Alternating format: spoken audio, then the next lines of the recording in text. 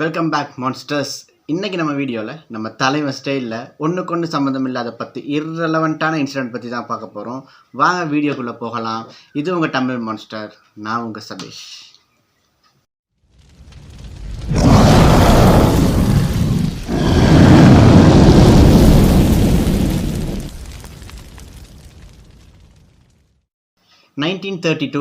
World வாரில் participate பண்ண எல்லா எக்ஸ் சோல்ஜர்ஸுக்கும் நிலத்தை பிரித்து கொடுத்து வீட்டுக்கு போய் விவசாயம் பாருங்கள் அப்படின்னு சொல்லி அனுப்பியிருக்காங்க ஆஸ்திரேலியன் கவர்மெண்ட். அங்கே போனதுக்கு பிறகு நாட்டுக்காக சண்டை போட்டதெல்லாம் போதும், இனி வீட்டில் பொண்டாட்டி கூட சண்டை போட்டுட்டு அவங்களுக்கு தேவையானது செய்வோம் அப்படின்னு விவசாயம் பார்க்க ஆரம்பிச்சிருக்காங்க அந்த எக்ஸ் சோல்ஜர்ஸ். அங்கே போன எல்லாத்துக்கும் ஒரு பேரதிர்ச்சி காத்திருந்துருக்கு. என்ன அப்படின்னா, ஆஃப் வாங்க போனவனுக்கு ஆஃப் ரேட்டில் ஃபுல் பாட்டிலே கிடைச்ச மாதிரி அங்கே ஒரு வருஷத்துக்கு இவங்க போட்ட பயிரெல்லாம் ஒரே மாதத்தில் சாப்பிட்டு முடிச்சிருக்குது ஈமு கோலிஸ். நாமளாக இருந்தால் என்ன பண்ணியிருப்போம், ஈமு கோழியை விரட்டுறதுக்கு காவல் காத்திருப்போம், ட்ராப் வச்சுருப்போம். பட் இவங்க தான் சோல்ஜர்ஸ் ஆச்சே, அதனால ஈமு கோலிஸ் கூட சண்டை போட போயிருக்காங்க. போட்ட சண்டையில் அவங்க அடிவாங்க, இதை கொண்டு போய் அவங்க ஜென்ரல்கிட்ட சொல்ல, எங்கள் சோல்ஜர்ஸையாக அடிக்கிற அப்படின்னு சொல்லி மறுபடி ஈமு கோலிஸ் மேலே ஒஃபீஷியலாக ஒரு வார் ஜென்ரேட் பண்ணியிருக்காரு அப்போ இருந்த general. New soldiers and machine கன்ஸோட ஈமு கோலிஸ் கூட ஒர்க் பண்ணுறதுக்கு வந்த இவங்களுக்கு தெரியலை, நாம் பிளான் இல்லாமல் வந்திருக்கோம். பட் ஈமு கோலிஸ் எல்லாம் அவங்க ஒன்று விட்ட சித்தப்பாவான கொரில்லா கிட்ட பிளான் கேட்டு கொரில்லா அட்டாக் பண்ண ரெடியாக இருந்திருக்கு அப்படிங்கிறது.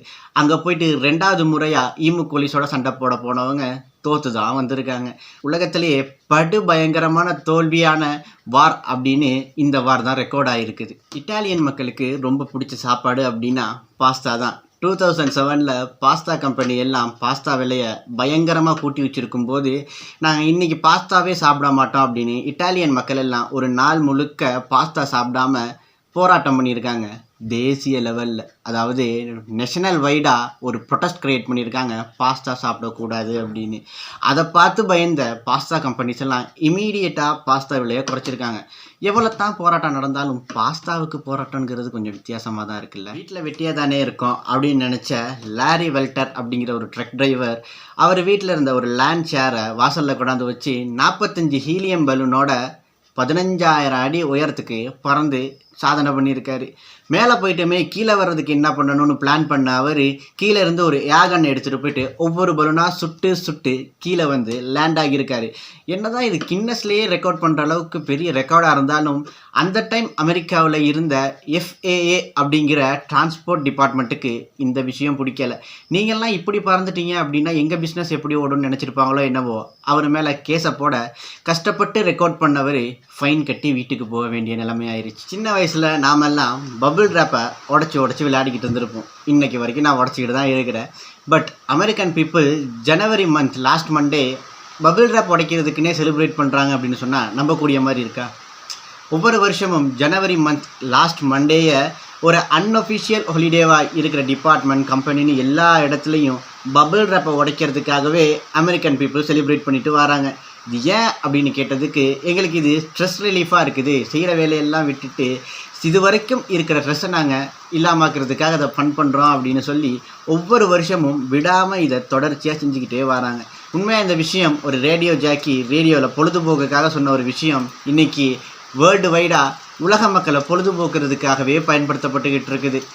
நாமளும் வருஷம் ஜாதியை பற்றி பேசுகிறவன் மண்டையை உடச்சி விளையாண்ட 1000 பேர் அண்டவேரோட ஓடினா எப்படி இருக்கும்? கேட்க இன்ட்ரெஸ்டாக இருக்குல்ல. அரிசோனா யூனிவர்சிட்டியில் அங்கே படிக்கிற ஸ்டூடெண்ட்ஸ் எல்லாம் வருஷத்தில் ஒரு குறிப்பிட்ட நாளை அண்டவேரோட ஓடி செலிப்ரேட் பண்ணிக்கிட்டு இருக்காங்க. என்ன அப்படின்னு கேட்டால், காலையில் யூனிவர்சிட்டிஸ் வரும்போது எல்லோரும் நார்மலாக ட்ரெஸ் பண்ணி அழகாக வந்து கிளாஸ் அட்டன் பண்ணுறாங்க. கிளாஸ் முடிஞ்சதுக்கு பிறகு இந்த ஈவெண்ட்டை ஸ்டார்ட் பண்ணி இந்த ஈவெண்ட் தொடங்கின நேரத்தில் இருந்து யூனிவர்சிட்டியை சுற்றி அவங்களோட ட்ரெஸ்ஸை ரிமூவ் பண்ணிக்கிட்டே ஓடி செலிப்ரேட் பண்ணிக்கிட்டு இருந்திருக்காங்க.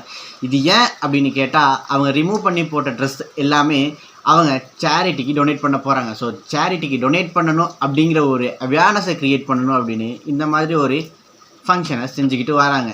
கேட்க கன்றாவியாக இருந்தாலும் மோட்டிவ் நல்லா தான் இருக்குது.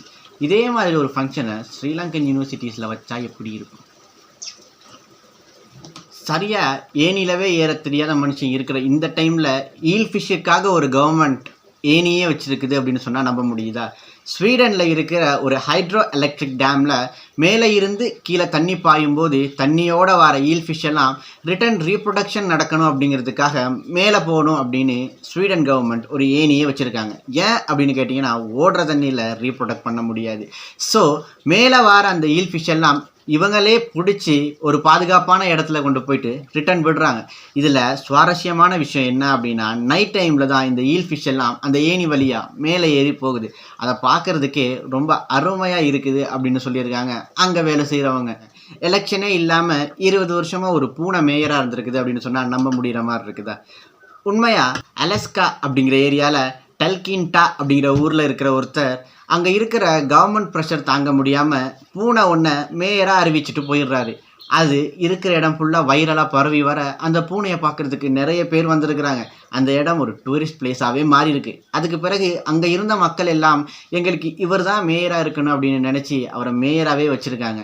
இதில் முக்கியமான விஷயம் என்ன அப்படின்னா அந்த பூனைக்கு ஸ்டெப்ஸ் அப்படின்னு பேர் வச்சு 20 வருஷமாக அவரை மேயராகவே வச்சுக்கிட்டு இருந்திருக்காங்க. 21வது வருஷம் ஏன் வைக்கலை அப்படின்னா 20 வருஷம் முடியும் போது அந்த பூனை செத்து போயிடுச்சு. அதுக்கு பிறகு தான் அந்த ஏரியாவில் ஒரு மனுஷன் மேயராக இருக்கார். 20 வருஷமாக எலெக்ஷனே இல்லாமல் மனுஷ கூட்டத்தை ஆண்ட ஒரே ஒரு உயிரினம்னு பார்த்தா அது அந்த பூனையாக தான் இருக்கும். உலகத்தில் எவ்வளவோ வித்தியாசமான லவ் ஸ்டோரிஸ் இருக்குது. அதில் இதுவும் ஒன்று. எரிகா அப்படிங்கிறவங்க யூஎஸ் ஏர்ஃபோர்ஸில் குறிப்பிட்ட கொஞ்ச நாள் வேலை செஞ்சுட்டு வந்திருக்காங்க.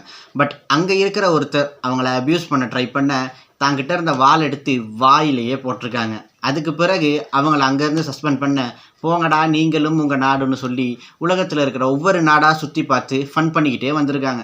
அப்படி தான் அவங்க ஈஃபில் டவரை பார்க்க போகும்போது அவங்களுக்கு ஈஃபில் டவர் மேலே ஒரு பயங்கர லவ் வந்திருக்கு. இந்த மாதிரி உயிரில்லாத பொருள் மேலே லவ் வரவங்கள ஒப்ஜெக்டோஃபீலியா அப்படிங்கிற சிம்டம் இருக்குது அப்படின்னு சொல்லி மென்ஷன் பண்ணுவாங்க. இவங்க ஒரு படி மேலே என்ன செஞ்சுருக்காங்க அப்படின்னா அடிக்கடி ஈஃபில் டவரை மீட் பண்ண போயிட்டு ஒரு குறிப்பிட்ட காலத்துக்கு பிறகு 2007 ஒஃபீஷியலாக ஈஃபில் டவரை மேரேஜ் பண்ணிக்கிறாங்க. அதுக்கு பிறகு அவங்க பேர் எரிகா ஈஃபில் அப்படின்னு ரெஜிஸ்டர் பண்ணிக்கிட்டாங்க.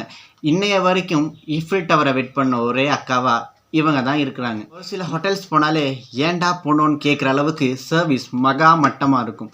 இதுவே ஜப்பானில் கயபுக்கியா டர்வன் அப்படிங்கிற டவுனில் ஒரு சின்ன ஹோட்டல் இருக்குது. அங்கே மனுஷங்களுக்கு பதிலாக குரங்குகளை சர்வ் பண்ண வச்சுருக்காங்க. மனுஷன் சர்வ் பண்ணால் தானே குறை சொல்லுவா அப்படின்னு. பெரும்பாலும் நம்ம பார்த்த குரங்கெல்லாம் நம்ம கையில் இருக்கிறத தான் பிடுங்கி சாப்பிடுது.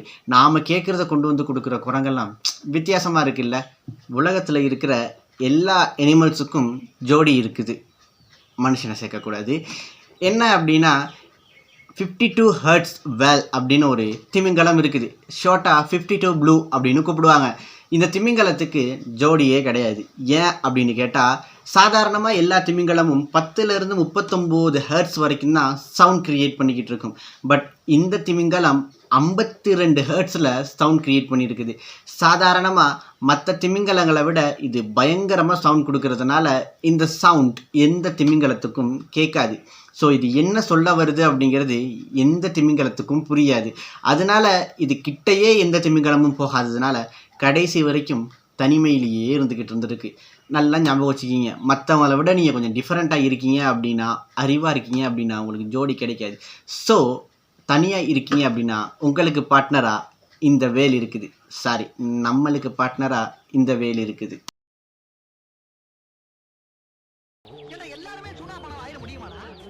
இதோட இந்த வீடியோவை முடிச்சுக்கலாம். மறுபடியும் ஒரு முக்கியமான வீடியோவில் நான் உங்களை பார்க்குறேன். அது வரைக்கும் இது உங்கள் தமிழ் மான்ஸ்டர். நான் உங்கள் சபேஷ். மறக்காமல் இந்த வீடியோக்கு லைக், ஷேர் அண்ட் சப்ஸ்கிரைப் பண்ணிடுங்க. அதோட மறக்காமல் அழுத்திடுங்க சப்ஸ்கிரைப் பக்கத்தில் இருக்கிற பெல்லு. நாளைக்கு நான் உங்களை புது வீடியோவில் பார்க்குற வரைக்கும்